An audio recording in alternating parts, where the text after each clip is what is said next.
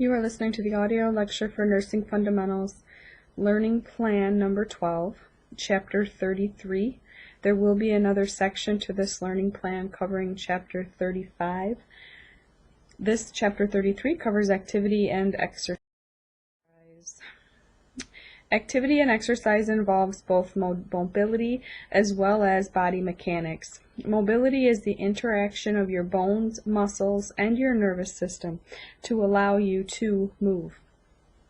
Body mechanics is the way that we move, and this is going to include terms such as your body alignment or posture, your ability to balance, your level of coordination, as well as the mobility of all of your joints throughout your body. Make sure you recover that basic anatomy and physiology from 11:18 up to 11:21, so you can recall all of the important aspects of the basic anatomy and physiology. The different types of synovial joints are also covered on page 1120 to include ball and socket, condyloid, gliding, hinge, pivot, and saddle. So make sure you take a look at those again to refresh your memory as well.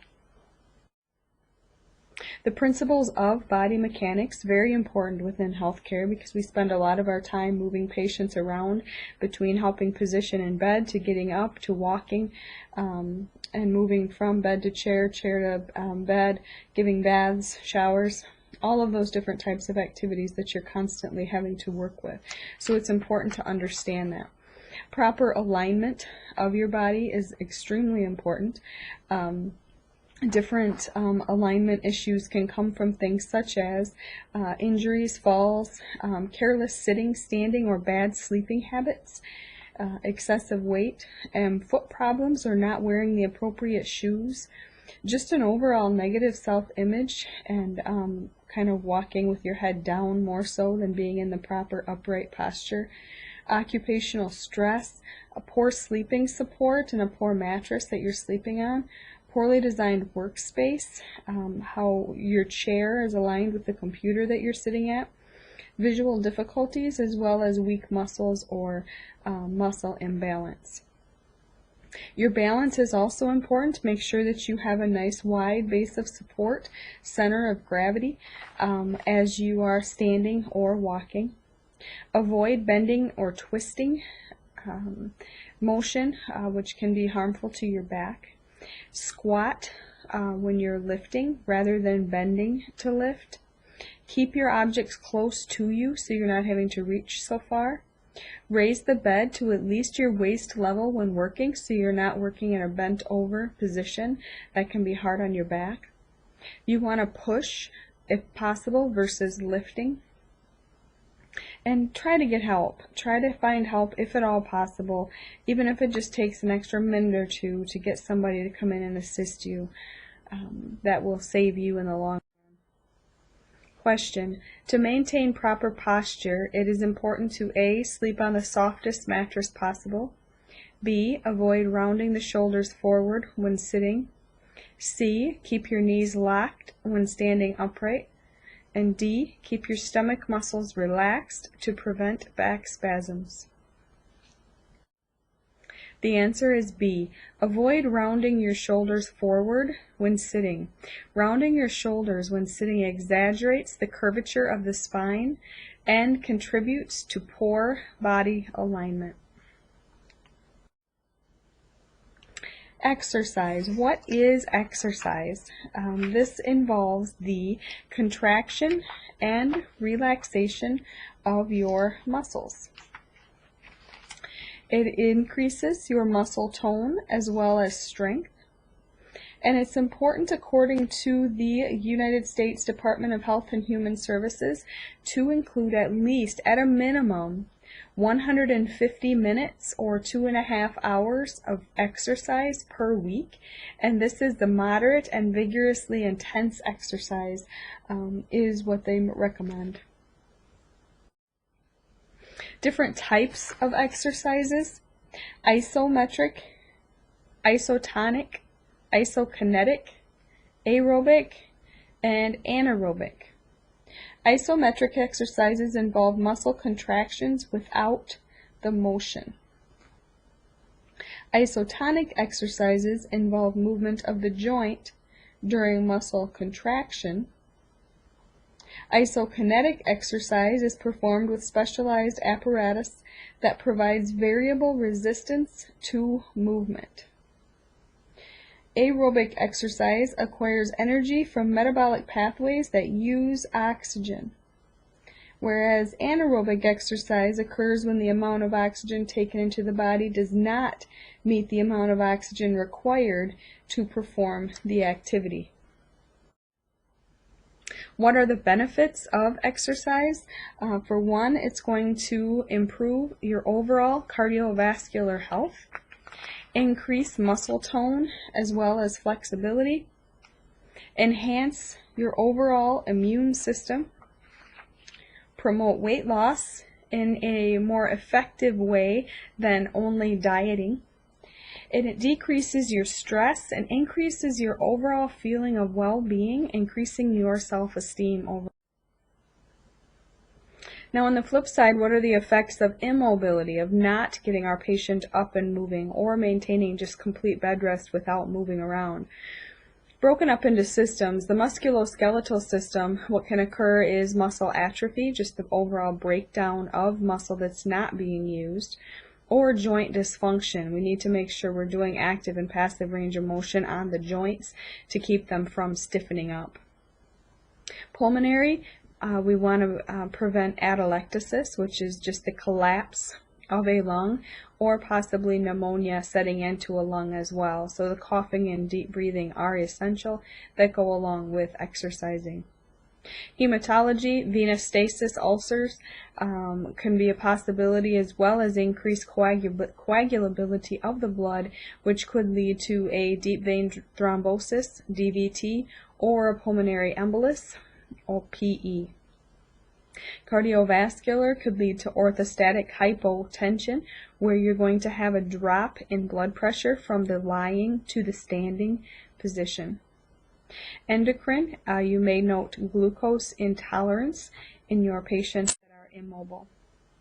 Integumentary, of course, there's going to be an increased risk for pressure ulcers due to the breakdown of the skin with lack of blood flow to those areas. Central nervous system, overall depression. Sleep disturbances as well as disorientation can occur from taking someone out of their normal routine. Gastrointestinal, constipation, as well as the possibility of a paralytic ileus, your bowel completely going to sleep due to immobility. And then urinary tract infections are a possibility from being immobile, as well as renal calculi or stones. Kidney stones could also occur. Question: of the following interventions for the client who is immobile, the nurse will give priority to A. encouraging a diet high in fiber with extra fluids, B. administering the PRN medication for sleep, C. having the client use his incentive spirometer every 2 hours, or D. massaging the client's legs every hour. The answer is C, having the client use his incentive spirometer every 2 hours to help prevent atelectasis, which improves overall oxygenation, and we know oxygenation is a priority need according to Maslow. Factors affecting mobility and activity. One of them is lifespan. Obesity rates for young adults have tripled compared to the 1971 to 1974 data. Only 36% of young adults get regular physical activity in their spare time, and only 26% of young adults were doing strength training at least twice per week. That was according to the CDC. The Healthy People 2020 goals recommend that older adults also need to increase their physical activity. Nutrition, and like I said, obesity is a very large problem in the United States. A lot of that is due to, one, we are constantly on the go and grabbing quick, easy-to-eat foods. So a lot of times we're eating out at restaurants rather than cooking our own. And then it's cost prohibitive for some people to be able to increase their nutritional intake and stay away from processed and high in sodium foods. And that kind of goes along with lifestyle. And a lot of times lifestyle has a lot to do with how you grew up, the environment that you grew up in. But we also look at if there are working families, how many jobs they are working, how often they're home to be able to provide the family sit-down dinners. It's not like it used to be where we had more one parent being able to stay at home and take care of things. Now we have a lot of times both parents out into the workforce, and then not being able to find time for exercise and things like that as well. Stress. High levels of stress can produce fatigue, and that's going to keep you from wanting to get up and move and exercise. The external or environmental factors to take into account, as well as other disease and abnormality processes that might be going on with somebody, keeping them from being able to move and exercise, such as congenital abnormalities of the musculoskeletal system, possibly syndactylism, fusion of fingers, developmental dysplasia of the hip, foot deformities, as well as scoliosis or other deformities of the spine. You may also find diseases related to bone formation or metabolism, including osteogenesis imperfecta, achondroplasia, Paget's disease, and vitamin D and calcium deficiencies. There's also diseases affecting joint mobility to include rheumatoid arthritis, osteoarthritis, ankylosing spondylitis, and gout. Also problems affecting bone integrity, osteoporosis and osteomyelitis, as well as bone tumors. And there may also be trauma in the form of fractures or breaks in the bone. Disorders of the central nervous system, as well as diseases for other body systems. If you have respiratory disorders, circulatory disorders, fatigue, or if you're on complete bed rest, that's going to hinder your ability to be able to have the activity level that you desire or the mobility. What are the nursing measures used to promote activity and exercise? Positioning your patient is one. Make sure that you're allowing for proper alignment of your patient within the hospital bed. Make sure that they're aligned properly, that the head of the bed or the knees are positioned appropriately, and that their body is in that lying in the correct area of the bed. Use of range of motion, both active range of motion as well as passive range of motion. Active range of motion is the patient is going to be able to do the movements on their own, whereas with passive range of motion, the nurse or healthcare provider is going to have to assist and provide the range of motion to the joints and muscles for that patient. We want to try to incorporate different devices when we are positioning our patients. This may include the utilization of more pillows, utilizing the side rails for patient positioning to assist them with movement on their own, a trapeze bar, overhead trapeze, so that the patient can assist with movement, which is both going to aid the patient in increased mobility as well as saving you from injuring your back as well. Utilizing the footboard at the base of the bed to prevent foot drop from occurring. You may also see the use of wedges to keep someone positioned on their side to prevent pressure ulcers or skin breakdown from occurring.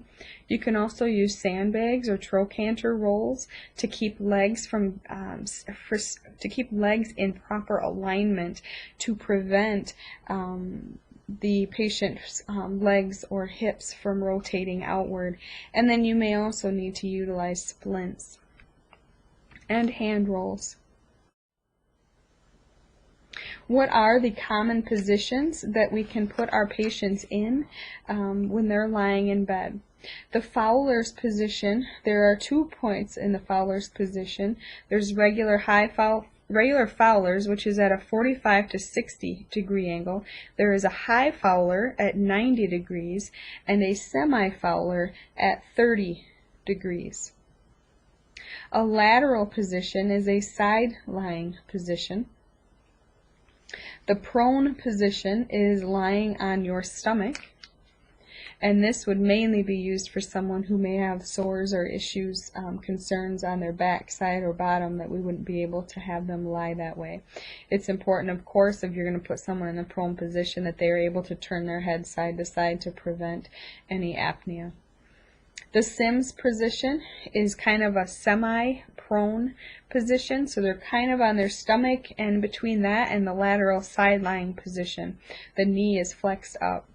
And then supine is the dorsal recumbent position, or lying on your back.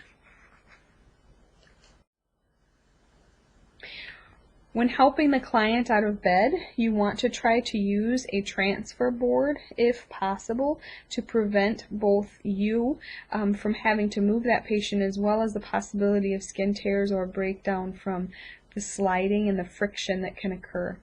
There are a lot more mechanical lifts in the ceiling. A lot more of our facilities have ceiling lifts available. Please use them if at all possible. They have special full bed sheets that they use with those, but they also do have the Hoyer pads, the lift pads that you can put under your patient to lift them from the bed and put into a chair. Again, ceiling lift, but there are still the floor Hoyers, standing or the standing Hoyers that are out there to assist you with getting your patients up. So utilize them instead of pulling on your patient, which is going to increase the risk of not only skin breakdown, skin tears, but possibly pulling a joint out and causing increased pain and discomfort for your patient. Then also always make sure that you are using a transfer or gait belt anytime you are getting your patient up and out of bed if they have any difficulty with ambulating. And when you're using that belt, make sure that it's not overly tight or causing discomfort for your patient. You should be able to easily place your hand under the belt. Do not place it over the rib cage because it could compromise breathing, and do not put it around the patient's hip. It can cause unsteadiness and lead to patients falling. You would not use a transfer belt after abdominal surgery or with any type of abdominal wound, colostomy, or internal organ contusion or other injury. So make sure you take a look at that. When you are assisting with ambulation, your patient may require conditioning exercises before you just get them up out of the bed to walk. Make sure you're doing that active and passive range of motion ahead of time. Physical therapy a lot of times will work with the patients during this process to get them conditioned before getting them up out of bed. And then make sure that you're utilizing the appropriate assistive devices when you are getting up out of bed, which may include something as simple as a gait belt or using a different walker or cane to assist with ambulation. And always make sure you utilize those devices to give the patient more practice with using the device. Also of note, if a patient begins to fall, you want to guide that patient gently down to the floor, and sometimes using your leg behind the patient to assist them to the floor if you're going to be having any difficulties. We want to be promoting exercise, of course, at all times, and we want to plan and vary our exercise routine throughout the day. Physicians, healthcare providers will usually write a specific order for how often they want their patient up and out of bed. Most commonly, it's at least 3 times a day, so it would be once per shift, getting up and ambulating out in the hall. So make sure you prepare for that and allow time in your day to be able to make that happen. Use the buddy system and the reward if necessary to try to make sure that you do get up and moving. And this also for yourself, to get yourself exercising and working out. If you have someone that you're going to go to the gym with at 5 o'clock in the morning, or you're going to go running with in the evening, if you've promised that you're going to do that, by having that buddy system, that holds you more accountable and it will tend to have you follow through. Using a reward for yourself. If you do this for 1 month or 2 months, then you're going to get yourself something, or you're going to go somewhere. Integrate exercise into your routine activities. So, the elevators are there on the first floor. Take you up to the third floor to your classroom. Why not take the 3 flights of stairs instead? Especially if you don't have large objects to carry up. Try to use the stairs if at all possible throughout your day. And park over in the other lot and increase your activity level and exercise. Just the small things sometimes, just to integrate into your day if at all possible. And then try to attain your target heart rate. And that target heart rate is on page 1129 in your textbook. So take a look at that as well. So when you're trying to attain your target heart rate, you want to take 220 and subtract your age. So for example, if you're 40 years of age, you would have a maximum heart rate of 180. Now, to get your target heart rate, you would take that maximum heart rate and multiply times 60 to 80%. So for someone 40 years of age, their target heart rate would be 108 to 144. So if their heart rate is only 90, they are not exercising hard enough. But if their heart rate is going to 150, then they may either be exercising too much, or they are that physically out of shape and need to cut back a little bit and slowly allow their body to get to that point. Another thing to keep in mind is the talk test. If you're exercising enough, you should not be able to string a full sentence together. If you're able to talk the whole time you're exercising, then you're probably not working hard enough.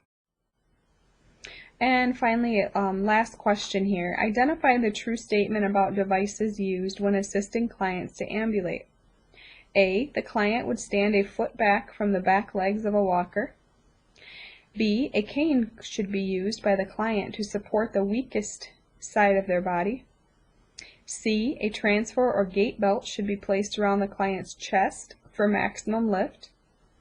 D, each crutch walking gait begins with the client in the tripod position. The answer is D. The tripod position is the basic crutch standing position from which the client then moves forward. If we look at A, standing a foot back from the walker is too far away. B, the cane is being used to support the strong side of the body. And C, we talked about the gait belt not being placed around the chest because it can hinder breathing.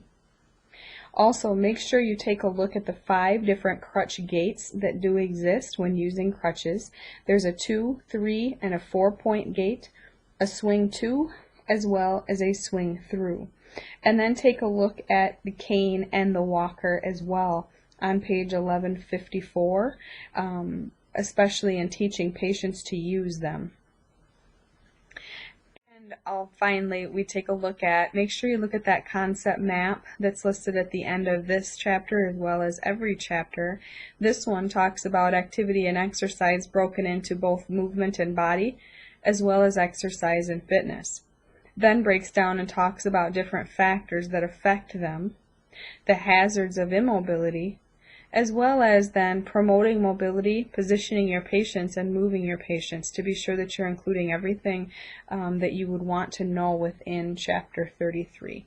So again, make sure you listen to Chapter 35 on sleep and rest, which also is a part of Learning Plan number 12.